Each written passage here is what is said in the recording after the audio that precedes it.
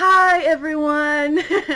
I'm Al, I am your backup blogger for today, filling in for Jay, and I am very excited for this week's topic because it is passing privilege. Passing is that thing that happens when you go out and complete strangers correctly identify you as the gender you identify with.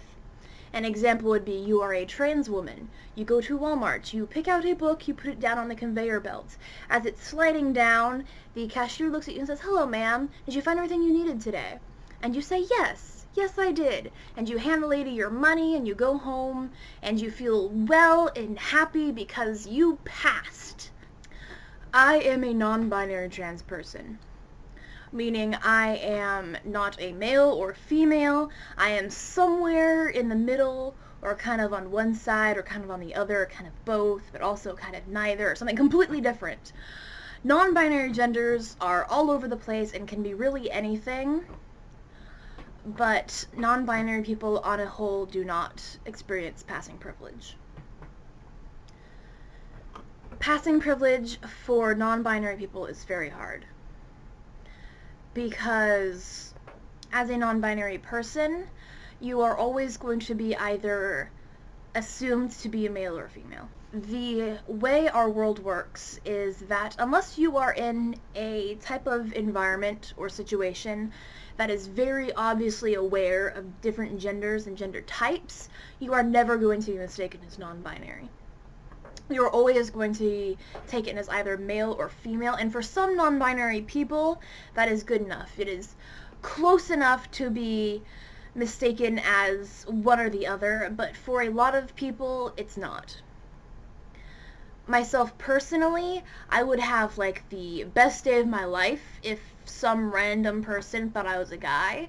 Unfortunately, that has not happened, and it probably never will happen until I take testosterone or some other type of procedure to transition towards a more androgynous kind of style. You can kind of confuse people with your gender if you are androgynous enough. There's an entire gender identity based pretty much on just that.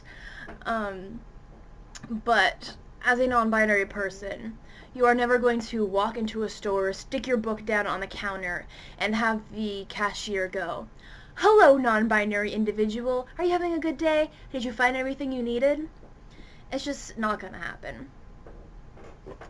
There are instances where a non-binary person may experience passing privilege, such as they are in a environment like a transgender convention or a transgender support group or some other kind of community situation that the people involved know very much of genders and gender identities.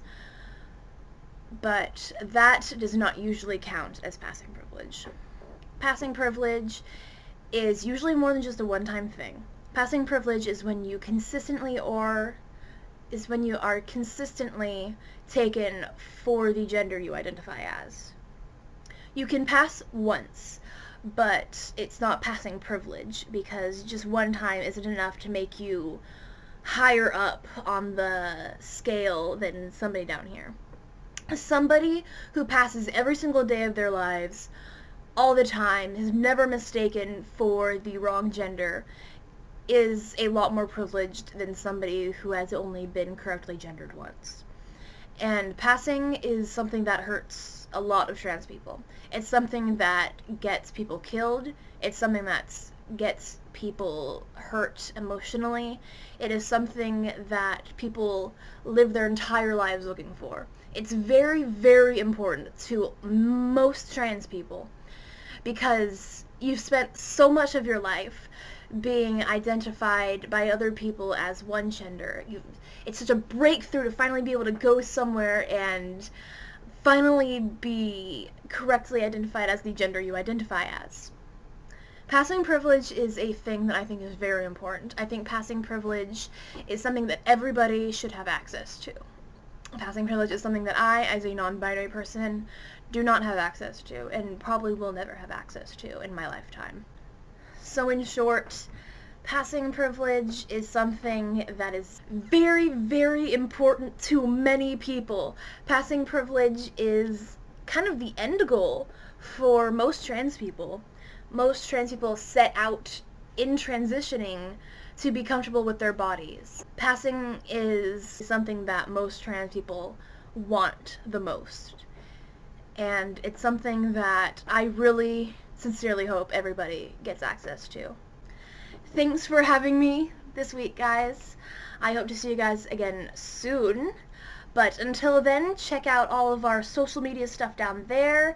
Video editors can put a nice little subscribe bubble right here in my hands. And I will be back with another video next time somebody needs a backup. Bye! Our topic is Pride. I've been to Pride once.